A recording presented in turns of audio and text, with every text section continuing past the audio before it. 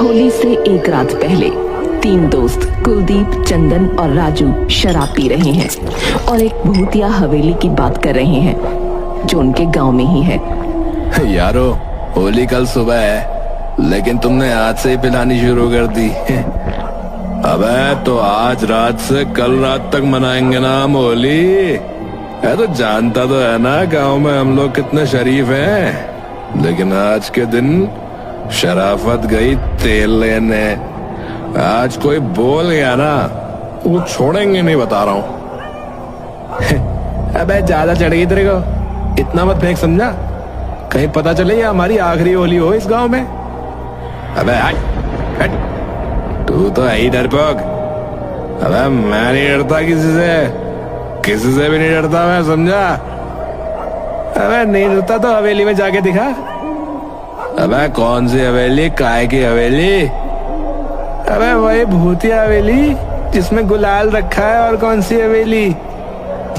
अबे राजू, ओए यार ये तू क्या कह रहा है, पागल हो गया क्या? अबे ओए एक मिनट, तू चाहता है मैं वो गुलाल लेकर आऊं? अबे वो गुलाल लेकर आऊं, यही चाहता है ना तू, जिससे सारे गांव वाले डरते हैं? हाँ लेकर आ। अबे ये सब झूठी कहानियां है, समझा। अभी चल तुम दोनों को दिखाता हूँ मैं क्या चीज हूँ, देख। अबे क्या बोले जा रहा है बे, कहीं नहीं जाने वाले हम लोग, बैठ जाइए। चलना डरता है क्या तू? चलना, वैसे भी हवेली के अंदर यही जाएगा, हम नहीं जाने वाले। चल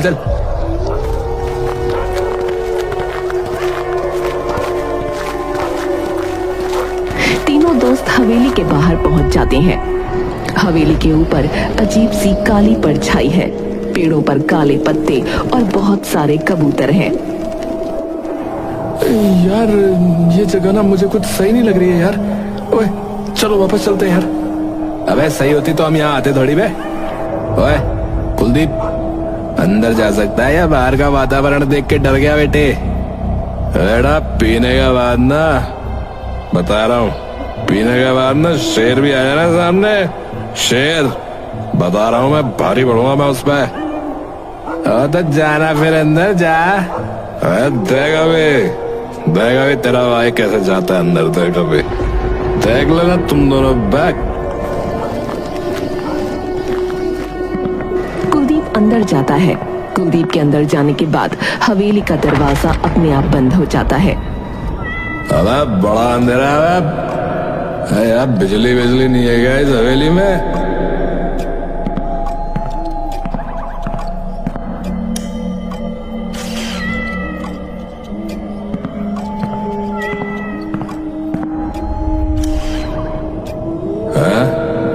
अबे ये बिजली कैसे बंद हो गया बाप? कौन है वहां? कुलदीप आगे बढ़कर फिर से बिजली जला देता है।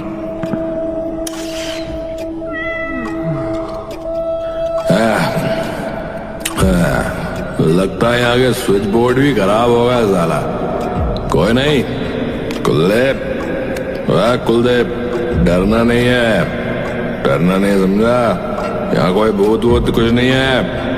कहाँ गया वो गुलाल ले लेते हैं और निकलते हैं यहाँ से।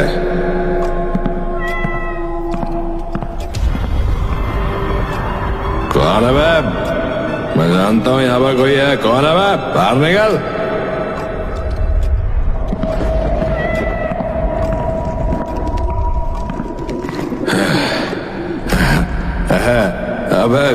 अबे कबूतर थे यार, कबूतर थे। छोड़, डरना नहीं, गुलाल ढूंढ और निकल इधर से। अबे हवेली के भूत, अबे सामने आ, अगर तू यहाँ रहता है तो। अबे देख, कुलदीप तेरे घर के अंदर खड़ा है, कुलदीप। तभी कुलदीप के सामने एक कमरे का दरवाजा खुलता है, जिसके अंदर एक थाली में लाल रंग का गुलाल रखा है। कुलदीप गुलाल की तरफ जाता है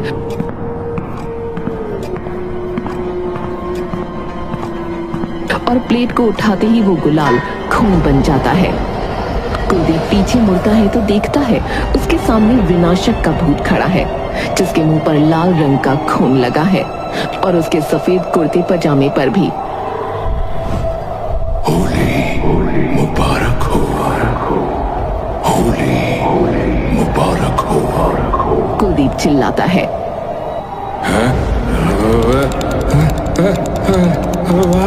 भागो भाई, कुलदीप भाग। बचाओ, बचाओ, बचाओ, बचाओ। हवेली के बाहर खड़े चंदन और राजू को हवेली का दरवाजा पीटने की आवाज आती है। अरे कोई दरवाजा पीट रहा है यार। अबे कोई नहीं बे, कुलदीप ही होगा अपना। अबे जाके खोल। रुक, मैं जाके खोलता हूँ, रुक।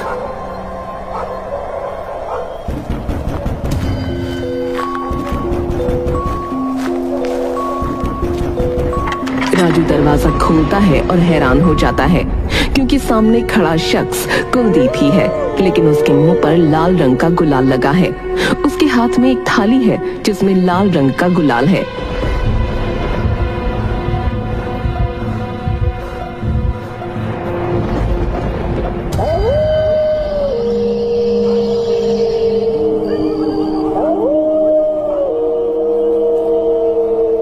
चुन्नीलाल नाम का एक आदमी हवेली के सामने से गुजर रहा है,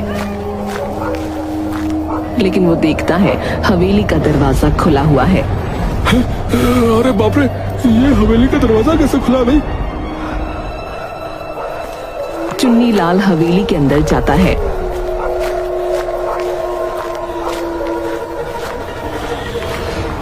उसे भी कुछ कबूतर और सन्नाटा और कुछ परछाई महसूस होती है। अरे कोई है? कोई अंदर आया है क्या हवेली में? तभी चुन्नीलाल का पैर एक आदमी की लाश पर लगता है, जिसकी गर्दन मुड़ी हुई है। पीठ की तरफ उसके मुंह पर लाल रंग का खून जैसा गुलाल लगा है।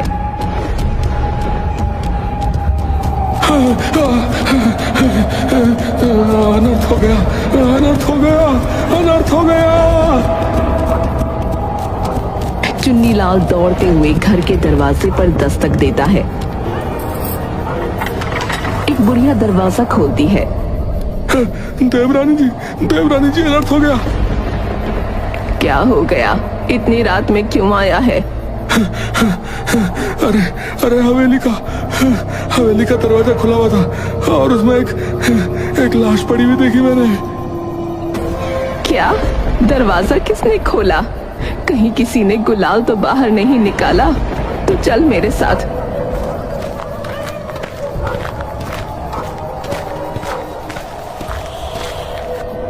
देवरानी और चुन्नीलाल हवेली के अंदर पहुंचते हैं।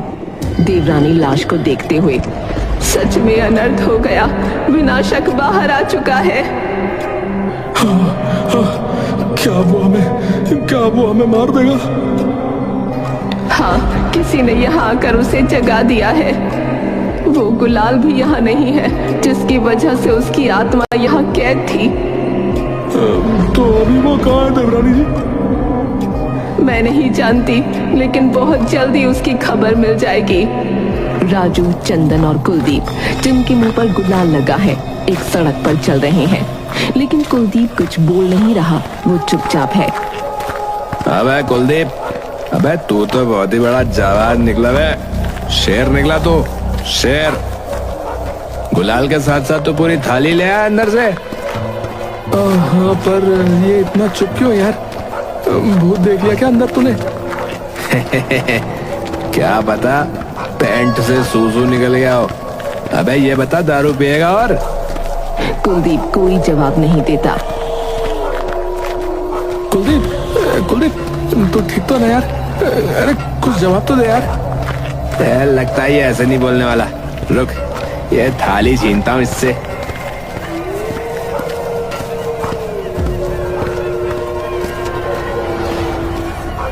इधर ला ये थाली। राजू कुलदीप से थाली छीनता है, लेकिन तभी कुलदीप गुस्से में आ जाता है और थाली से राजू की गर्दन पर वार करता है। राजू की गर्दन से खून निकलने लगता है। अरे कुलदीप मुझे मार गिरा। चंदन चंदन चंदन मुझे बचा इससे, चंदन मुझे बचा इससे।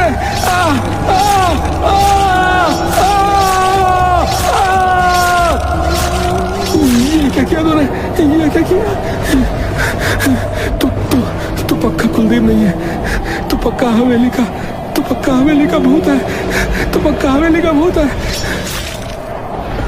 भूत चंदन की तरफ घूर कर देखने लगता है। भागा, भाग बेटा चंदन, भाग भाग। भूत लगातार राजू की गर्दन पर वार करता रहता है और आखिर में राजू की गर्दन धड़ से अलग होकर उसका खून अपनी थाली में बटोर लेता है। गाँव वालों, होली मुबारक। चुन्नीलाल देवरानी से इस कहानी के पीछे का राज पूछता है। देवरानी जी, देवरानी जी, लेकिन अब हम विनाशक को रोकेंगे कैसे? विनाशक सारे गांव वालों को मार देगा, इसलिए कल रात से पहले हमें उसे रोकना होगा। खासकर वो मुझे मारने जरूर आएगा, लेकिन वो ये नहीं जानता कि मैं अपनी जिंदगी जी चुकी हूँ।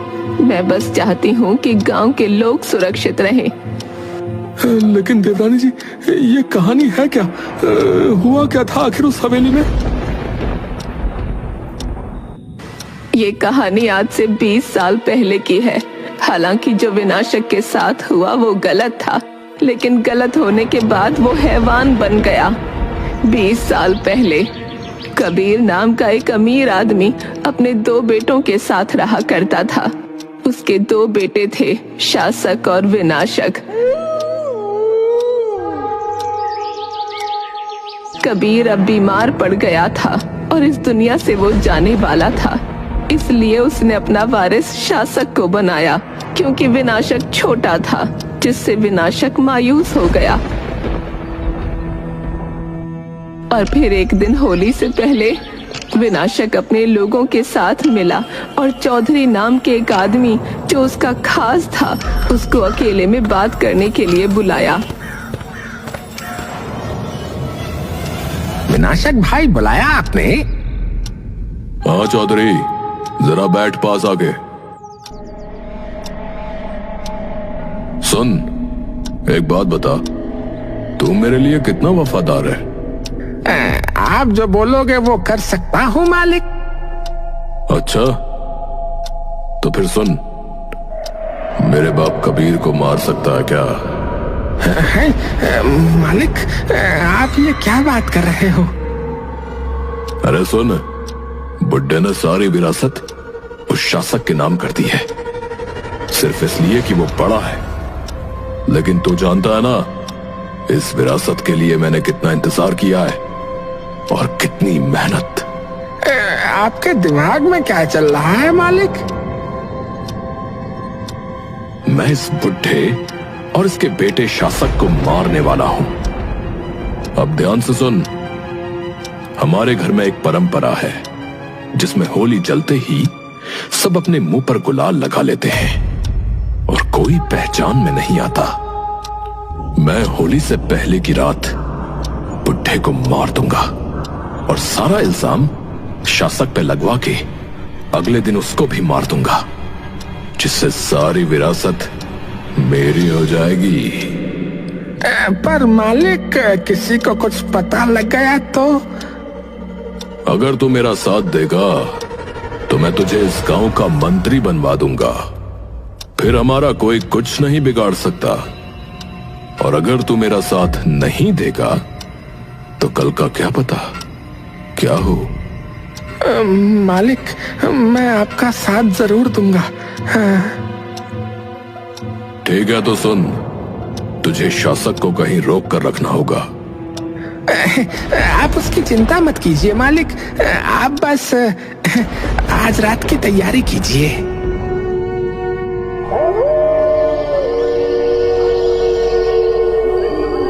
रात होने के बाद शासक अपने मुंह पर गुलाल लगाता है। उसके बाद अपने पिता के कमरे में जाता है। शासक का बाप अपने बेड पर लेटा हुआ था। तभी कमरे में विनाशक, जिसके मुंह पर गुलाल लगा था, और साथ में चौधरी और गांव के कुछ लोग आ गए। पकड़ो इसे, इसने मेरे पिता की हत्या कर दी। मेरे साथ इतना बड़ा धोखा मैं किसी को नहीं छोड़ूंगा। तभी शासक पर लाठियों से सबने हमला किया और शासक बेहोश हो गया। इसे ले जाकर हमारी पुरानी वाली हवेली में बंद कर दो, और जब तक ये मर नहीं जाता कोई भी उस हवेली का दरवाजा नहीं खोलेगा। शासक को उस हवेली में बंद कर दिया गया। दरवाजा खोलो, मेरे साथ धोखा हुआ है, मैं किसी को नहीं छोड़ूंगा। तो देवरानी जी, उसके बाद शासक मर गया क्या? वैसे बहुत बुरा हुआ बेचारे के साथ, लेकिन एक मिनट, इस हवेली के अंदर तो विनाशक का भूत है ना? तो वो कैसे? कहानी अभी पूरी थोड़ी ही हुई है। उस रात हाथ में तलवार लिए हुए एक आदमी हवेली में आया। उसके सामने शासक खड़ा था, कमजोर हालत में।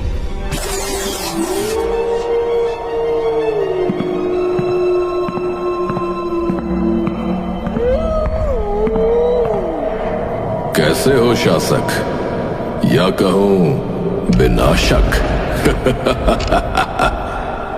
तुम्हें क्या लगा तुम पूरी विरासत हथियाने का षड्यंत्र रच दोगे और मुझे पता भी नहीं चलेगा? और सुनो, मैंने ही मारा बाबा को। चौधरी ने मुझे पहले ही सारी खबर दे दी थी। मैंने तुम्हारी योजना तुम ही पर इस्तेमाल कर ली। अब गांव वालों के लिए तुम हो शासक और मैं हूं विनाशक। तुम हो एक कातिल और मैं हूं एक राजा। अब तुम मेरे साथ क्या करने वाले हो? वही जो तुम मेरे साथ करने वाले थे।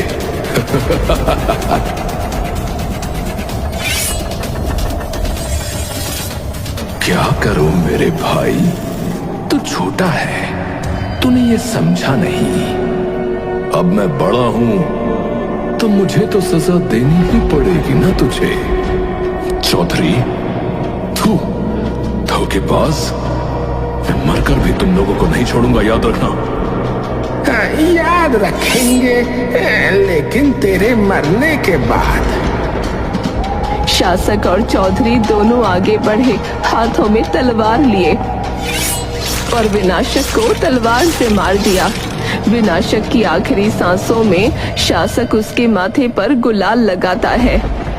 होली मुबारक हो। मैं लौट कर जरूर आऊंगा। शासक उस गुलाल को अपने साथ हवेली पर ले जाता है, जिसमें अब विनाशक की रूह समा चुकी थी। शासक गांव वालों को बुलाकर उसी वक्त एक घोषणा करता है। गांव वालों, मेरा भाई विनाशक अब इस दुनिया में नहीं रहा। हम उसे हवेली में कुछ समझाने गए थे, लेकिन उसने हम पर ही हमला कर दिया, और बचाव करते वक्त हमें उसे मारना पड़ा। लेकिन अब मैं विनाशक ही हूं, वारिस अपने पिता की विरासत का। तभी पास खड़े चौधरी में विनाशक की आत्मा आ गई। किसी को नहीं छोड़ूंगा, मैं हूं विनाशक। मुझे धोखे से मार दिया गया, और उसमें गांव वालों तुम भी शामिल थे, तुम सब भी। फिर चौधरी को पकड़कर गांव वालों ने बांध दिया, और देवरानी यानी मुझे बुलाया गया। देवरानी, बचाइए हमें, इसमें विनाशक की आत्मा आ गई है। दोनों भाइयों ने विरासत के लालच में एक दूसरे के साथ छल किया, और अब हमें भी खतरा है, बचाइए।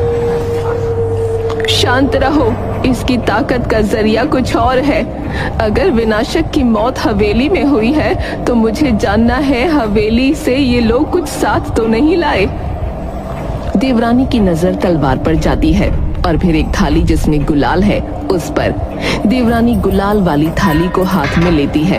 तभी चौधरी अजीब आवाज में चिल्लाने लगा, यही गुलाल है जिसमें इसकी रूह समा गई है, इसे हवेली पर लेकर चलो।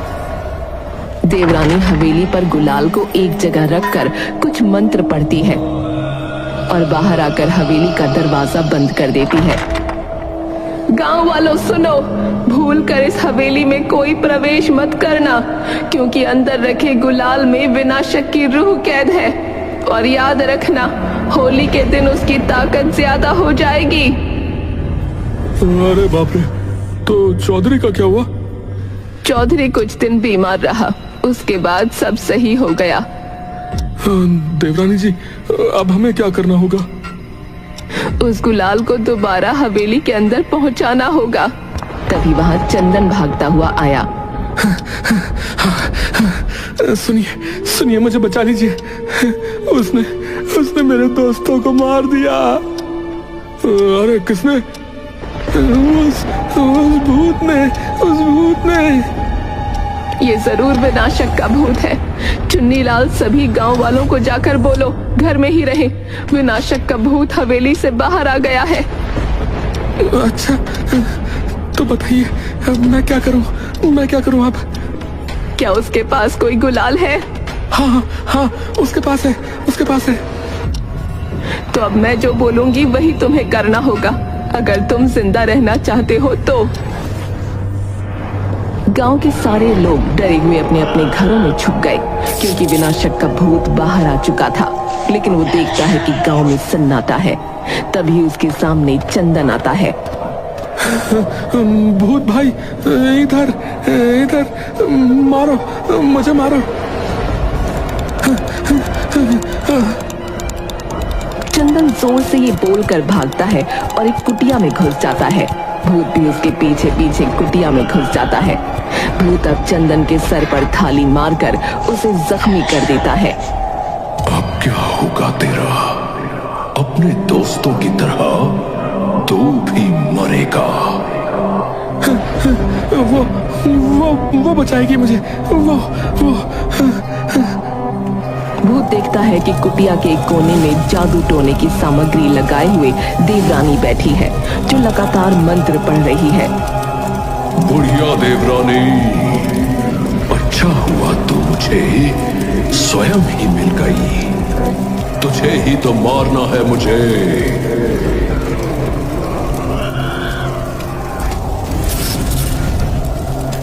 तेरे जैसी तुच्छ आत्माएं मेरा कुछ नहीं बिगाड़ सकती। पहले भी तू कैद हो चुका है और आज भी होगा। जरा नजरें घुमा के देख। भूत को एहसास होता है कि पूरी कुटिया के चारों ओर एक रेखा बना दी गई है, जिससे अब वो बाहर नहीं जा सकता। मैं बाहर नहीं जा सकता तो तू भी नहीं जाएगी बुढ़िया। 20 साल इंतजार किया है मैंने बाहर आने का उस हवेली से। तुझे कैदी बनकर ही रहना पड़ेगा, क्योंकि तू इंसान नहीं है, हैवान है। तभी भूत थाली से देवरानी पर वार करता है।